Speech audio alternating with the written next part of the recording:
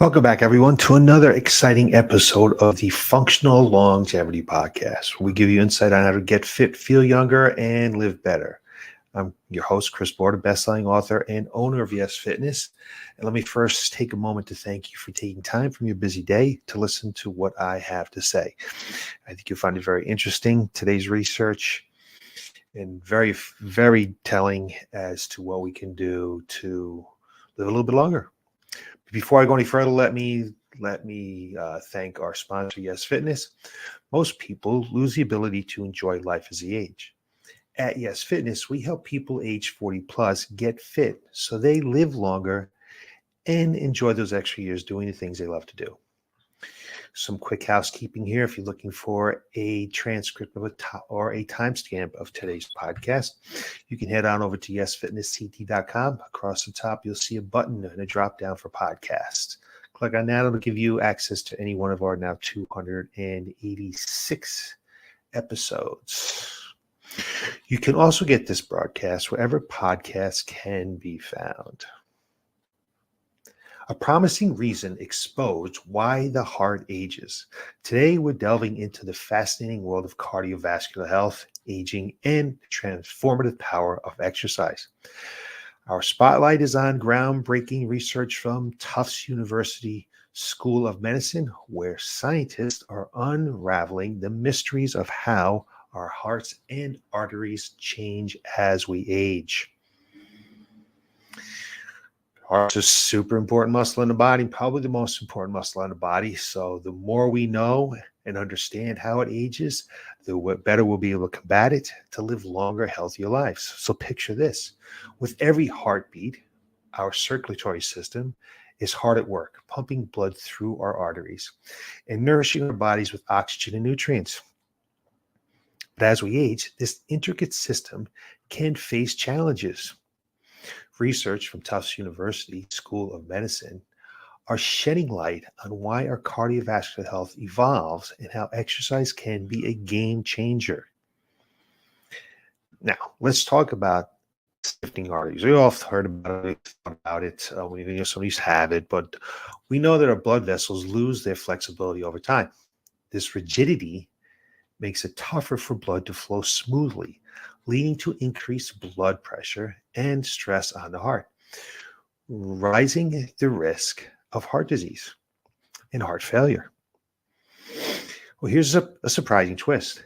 Estrogen appears to have a protective effect on the cardiovascular system, especially in women. Research in mice, I know we talk about animals all the time, but mice can be many times correlated over to human beings, but this research suggests that understanding the role of estrogen receptors could pave the way for novel therapeutic options. Take a quick look at plaque and inflammation. Cholesterol deposits or plaque can build up on the inside of our arteries over time. Young females seem to be protected from heart attacks and strokes due to less inflammation in their plaques and throughout those arteries. However, as we age, our cardiovascular system becomes more prone to inflammation, increasing the risk of heart-related issues.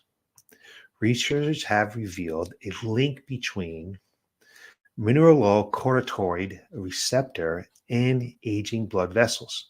I don't want to get too deep into the science here, but what they're suggesting is that blocking this receptor may halt signals of vascular aging.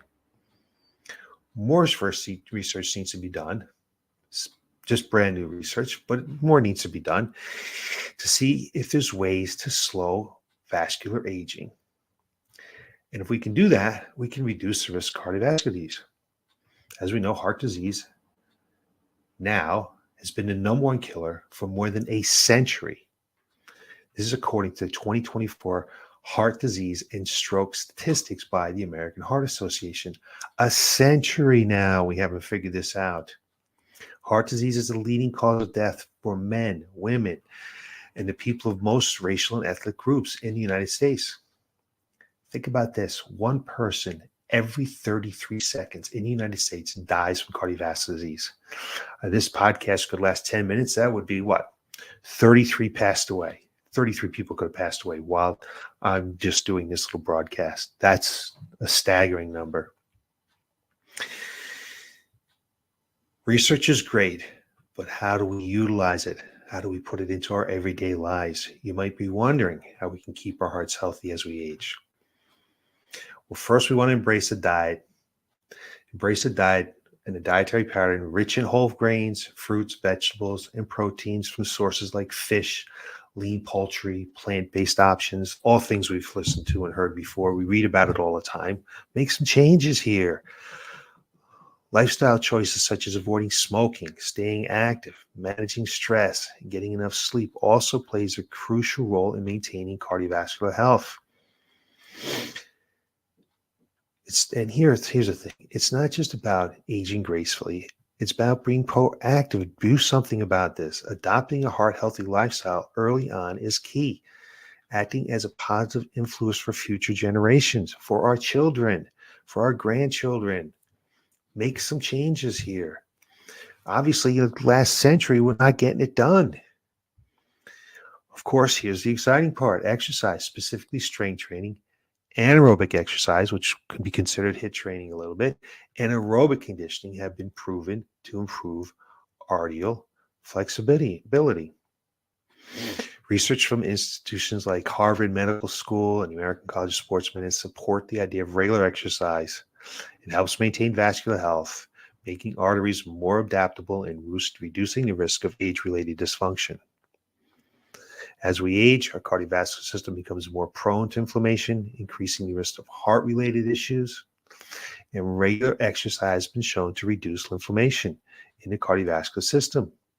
Again, studies published in the Journal of Applied Physiology and American Journal of Cardiology highlight how consistent physical activity can suppress inflammation, contributing to a healthier vascular environment. So you got strength training, you got anaerobic conditioning, you got aerobic workouts, each contribute uniquely to improving the cardiovascular system and reducing inflammation. So let's take a quick look at each one specifically, what the benefits are and what we can do to try to change our lifestyles so that we can reduce our risk for cardiovascular disease. Again, the number one killer the last century. For strength training, it improves arterial function. A study published in the American Journal of Cardiology found that resistance training enhances arterial stiffness and function. As individuals engage in strength training, blood vessels experience increased flexibility and improved ability to expand and contract, leading to a better blood flow. I love the idea of strength training because you're able to function better as we get older as well. Sure, it's great to go for a walk, but that's not going to get you stronger. It's not going to help you be able to actually function, get up and down the stairs, get up or down off the ground, play with your grandchildren, play pickleball, whatever it might be. I'm a huge proponent of strength training. But strength training also reduces inflammation. You may not know this. The American College of Sports Medicine highlights research showing that resistance training can have an anti-inflammatory effect. Regular strength training sessions may help decrease levels of pro-inflammatory markers, contributing to a healthier cardiovascular environment. So you say, how much do we need to do? What do I need to do? Well, according to the American College of Sports Medicine, ACSM, they recommend a strength training program should be performed a minimum of twice a week on non-consecutive days, meaning let's get 48 hours rest in there, like Monday, Wednesday, Monday, Thursday, Tuesday, Friday, Tuesday, Saturday, something like that. And they recommend you need to do at least one set of 8 to 12 repetitions. That means you do that exercise 8 to 12 times, 8 to 12 repetitions. And if you're a little bit older, maybe you're frail or you're not comfortable yet, 10 to 15 repetitions. I know from working with people over the years now, 30 years, some odd now, over 30 years, that one set to failure, but over time your body will get bored with that and your mind will get bored with that. So you need to make some changes. You need to make some changes in repetition range and sets that you do and things like that. But if you're not doing anything, at least get started with one set of 8 to 10, 12 repetitions. Hit all the major muscle groups. Then we come to anaerobic conditioning. It enhances heart function. High-intensity interval training, a form of anaerobic conditioning, has been shown to improve cardiac function. A study in the Journal of Applied Physiology demonstrates that HIIT can increase stroke volume and cardiac output, indicating improved heart function. It also reduces inflammation. So research published in the European Journal of Applied Physiology indicates that anaerobic exercise can lead to decrease in the inflammatory markers. The study suggests that short-term high-intensity exercise may suppress inflammation, providing benefits for cardiovascular health. So you may think like HIIT training needs to be this hard, heavy stuff where like I'm exhausted, I can't breathe, and you're just killing yourself. No, it doesn't need to be that. You can just go out on the street and hit a hill and get your heart rate up. So you're huffing and puffing a little bit. So it's a little bit difficult. Maybe you can string 2, 3, 4 words together, and then you go back down the hill. It can happen maybe going up a flight of stairs. You get up on your bike, you go a little bit faster. When you're swimming, maybe you take a lap and go faster. It doesn't have to be this whole big surprise programmed type thing. If you can't get to a coach and a coach can't help you, do something. Get moving, get your heart rate up, get out of breath a little bit. And then there's just straight aerobic workouts where you're going along and your heart rate is at a steady state. It will enhance cardiovascular endurance. Things like running, swimming, cycling. Studies published in Circulation in the Journal of American College of Cardiology emphasize that aerobic activities contribute to improved heart health by increasing cardiac output and stroke volume. Its anti-inflammatory effects. Again, the European Journal of Preventive Cardiology published research demonstrating that the anti-inflammatory effects of aerobic exercise, regular participation in aerobic activities, has been associated with lower levels of inflammatory markers, potentially reducing the risk of cardiovascular disease. So again, the American College of Sports recommendation and the CDC recommends that older adults perform a minimum of 150 minutes of moderate intensity activity each week. That's 30 minutes a day. To get out there, walk, move a little bit. Don't let it just be a stroll. I don't really ever consider walking a dog moderate intensity because they always got to stop and sniff when a dog that I've been involved with kind of keeps it going slow. Though I do see a few people out here on my street walking sometimes and they're moving along, but you need to get 30 minutes and get moving a little bit. Or say you don't have 30 minutes a day, with 75 minutes of vigorous intensity aerobic activity. 75 minutes. What are we looking at? 20, 25 minutes, 3 days a week. Right? So it's important to note that well-rounded exercise routines often incorporates a combination of these modalities: strength training, aerobic activity to achieve a comprehensive cardiovascular benefit. Additionally, individual factors such as age, fitness level, and health status can influence the specific advantages gained from each type of exercise. Everybody's different. Remember, consulting with healthcare professionals and fitness experts before initiating a new exercise program is advisable to ensure that the chosen activities align with the individual's health goals and conditions. So if you're looking for a coach, make sure they may have a bachelor's degree, make sure they're certified. Get some references from that coach so you know that they know what they're doing. Just like a horror story. My daughter was exercising a group exercise, and a woman was, I think, 4 or 5 months pregnant, and the coach had this woman doing burpees. Insane.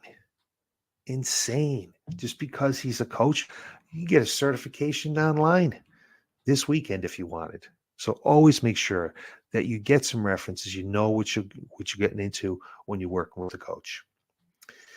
Make sure to always prioritizing safety and gradual progressions when engaging in physical activity. So there you have it. It's also key to slowing down the aging process in your cardiovascular system lies in understanding it and taking a proactive steps. If you need help with it, certainly get a hold of me. I'd be more than happy to just sit down and talk with you about it. See if you're doing is enough. Maybe you need to do a little bit more. Maybe you don't even need to do as much as you're doing. But remember that your heart is a muscle. And like any muscle, it needs regular exercise to stay strong and resilient. So you can look for more information next Tuesday from me. Well, I'll give you some stuff on how to get fit, feel younger, and live better. Thanks for watching. Have a great day.